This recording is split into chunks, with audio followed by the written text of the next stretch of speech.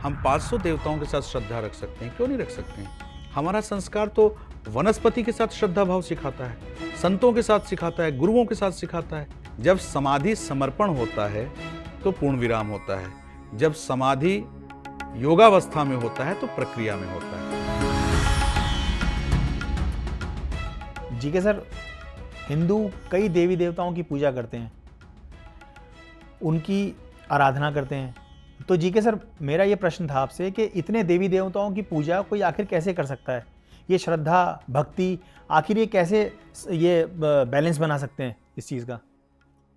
देखो, 3 अलग अलग चीजें हैं, श्रद्धा, भक्ति और पूजा या साधना। तो ये श्रेष्ठ संस्कृति है हमारी, वैदिक संस्कृति, सनातन संस्कृति, जहाँ पर हर चीज़ का अपना एक मान है, सम्मान है, हर चीज़ की अपनी एक जगह है। क्या आप अपने माता का सम्मान करते हो तो पिता का नहीं करते? पिता का करते हो तो क्या दादाजी का नहीं करते? क्या दादी जी का नहीं करते? क्या अपने बुआ का सम्मान नहीं करते? मासी का नहीं करते?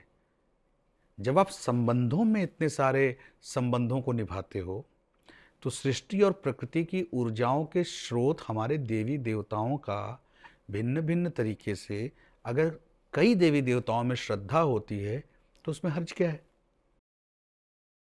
देखो, श्रद्धा होना अलग है, भक्ति करना अलग है, और पूजा या साधना करना अलग है। श्रद्धा भाव हमारा संस्कार सिखाता है हर किसी के साथ। हमारा संस्कार तो वनस्पति के साथ श्रद्धा भाव सिखाता है, संतों के साथ सिखाता है, गुरुओं के साथ सिखाता है। तो इतने सारे देवी देवता हैं तो उनके साथ श्रद्धा भाव होना तो स्वाभाविक है।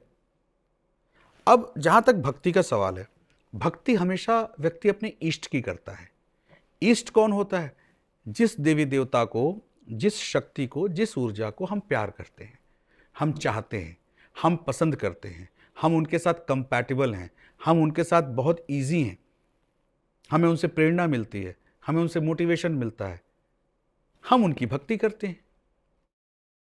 अब जो सवाल है पूजा और साधना का, तो देखो, पूजा और साधना में 2 अलग अलग विधा की चीजें हैं, पर तात्पर्य एक ही का है, तात्पर्य एक ही है दोनों का। वैदिक रीति से जो हम पूजा करते हैं वो प्रकृति का ग्रहण और प्रकृति को अर्पण, ये पूजा का भाव होता है, जिसमें हम अलग अलग अनुष्ठान करते हैं, अलग अलग प्रकार से प्रकृति को पूजते हैं, वनस्पतियों को पूजते हैं, सृष्टि को पूजते हैं, 9 ग्रहों को पूजते हैं, नक्षत्रों को पूजते हैं, सूर्य और चंद्रमा को पूजते हैं। और साक्षात देव हमारे यहाँ सूर्य को कहा गया है, सूर्य हमारे साक्षात देवता हैं, प्रथम साक्षात देवता सूर्य है। तो ये पूजा का भाव होता है वैदिक रीति से। अब वही थोड़ा तांत्रिक विधि से हम जाते हैं तो उसमें साधना कहते हैं। साधना में क्या होता है कि हमने किसी विशेष डेटी को, किसी डेटी मतलब विशेष देवता को, देवी को, जिनसे हमारी श्रद्धा है, प्रेम है, हम उनकी साधना करते हैं, हम उनकी सिद्धि करते हैं। ठीक है? तो श्रद्धा भाव, भक्ति भाव और पूजा और साधना, ये तीनों अलग चीज़ हैं। तो हम बिल्कुल कर सकते हैं, हम 500 देवताओं के साथ श्रद्धा रख सकते हैं, क्यों नहीं रख सकते हैं? अगर हमारी संस्कृति क्या है, गौर से देखिए, हम अपने मामा का तो सम्मान करते हैं, हमारे मामा के बच्चे हमारे भाई बहन होते हैं, हम उनके मामा को भी मामा ही कहते हैं, ये हमारी संस्कृति है। और हमारे मामा के सास और ससुर, जो हमारे मामा के बच्चों के नानी नाना हैं, उन्हें भी हम नानी नाना कहते हैं। तो हमारे रिश्तों में आप देखें तो बहुत दूर के रिश्ते तक भी हमारे संबंध बहुत ही सौहार्दपूर्ण होते हैं। ये हमारा संस्कार है, हमारी संस्कृति है। तो ये बहुत सरल है, इसमें कंफ्यूज होने की ज़रूरत नहीं है।